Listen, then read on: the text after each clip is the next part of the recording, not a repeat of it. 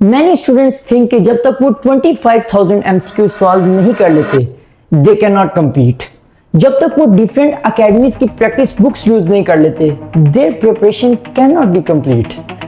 Whenever I hear these statements, I ask myself कि फिर मैं कौन हूँ who solved only about 10 to 13,000 MCQs and didn't even complete a single practice book।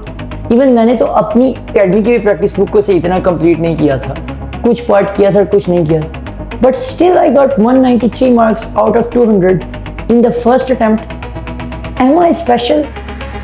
The answer is no, I am not special. Then how is it possible? What was my approach towards MCQs which made me unstoppable?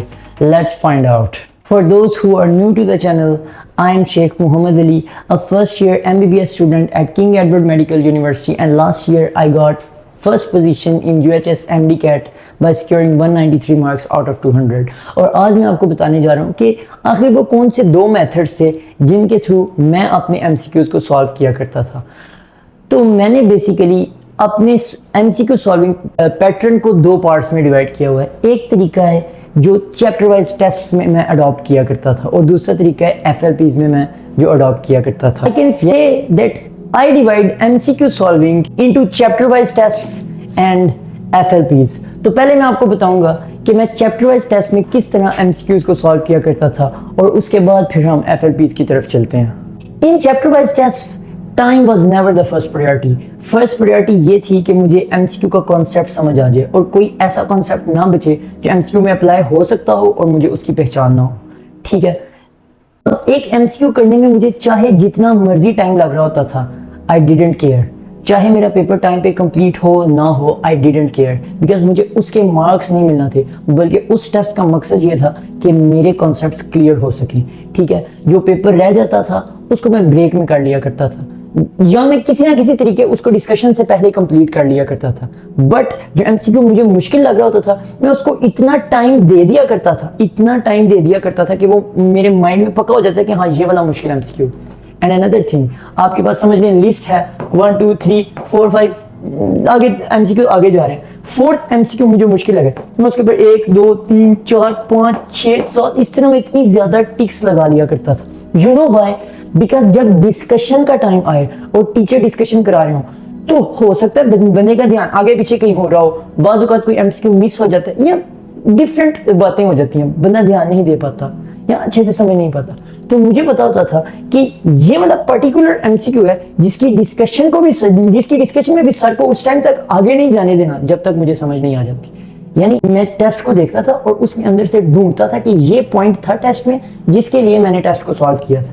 ठीक है, तो उसके लिए आपको enough time देना पड़ेगा MCQs को, चाहे आपको ज्यादा टाइम लग जाए। मेरा पर्सनल मेथड ये था।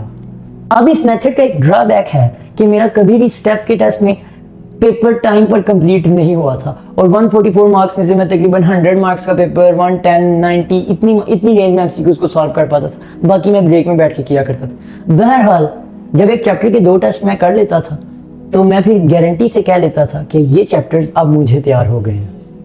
So I'll close this discussion by saying that concept is much more important than time।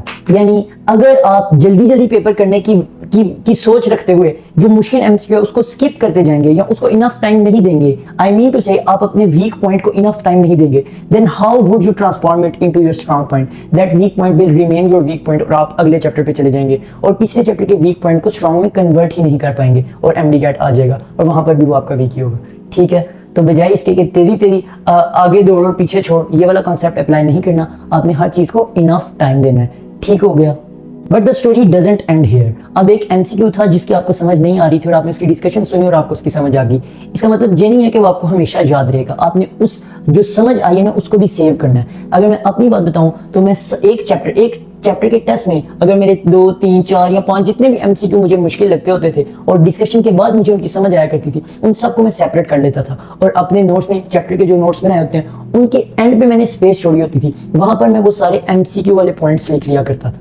तो इस तरह अब मुझे बार बार वो सारा टेस्ट करने की जरूरत नहीं है, बल्कि उस टेस्ट में से जो चीजें मुझे करने की जरूरत थी उनको मैंने सेपरेट करके रख लिया और अब मैं सिर्फ उन्हीं को पढ़ूंगा और मेरा टेस्ट रिवाइज हो जाएगा। This was all about chapter wise test. उम्मीद है कि आपको समझ आई होगी मैं किन किन पॉइंट्स पर फोकस करना चाहता था। अब आते हैं एफएलपी की तरफ। एफएलपी मैंने तकरीबन 6 के करीब एफएलपी किए थे, ठीक है, और एफएलपी में मेरी अप्रोच कंप्लीटली डिफरेंट थी और बिल्कुल वही अप्रोच को मैंने एमडी कैट में भी अपनाया था और वो अप्रोच थी राउंड्स में पेपर को सॉल्व करना। आई होप सो आपको समझ आएगी कि राउंड्स का क्या मतलब है। राउंड्स का मतलब है कि मैंने एमसीक्यू को डिवाइड कर लिया था। इस तरह के एक ऐसे एमसीक्यू होते हैं जो बहुत जल्दी हल हो जाते हैं, ठीक है, यानी जो मुझे पहले से आते होते हैं और मैंने फौरन उसको पढ़ना होता है और साथ ही टिक लगा देता है विदाउट वेस्टिंग एनी टाइम। मैंने पहली दफा बायो का पेपर पकड़ा, उसके अंदर अराउंड 50 to 55 एमसीक्यू को फर्स्ट गो में कर दिया, ठीक हो गया। अब आते हैं वो एमसीक्यू जो थोड़े लेंथी होते हैं, यानी लेंथी एमसीक्यूज होते हैं। वो आपको आ तो जाएंगे लेकिन उनका आंसर लगाने के लिए it takes time, it demands time.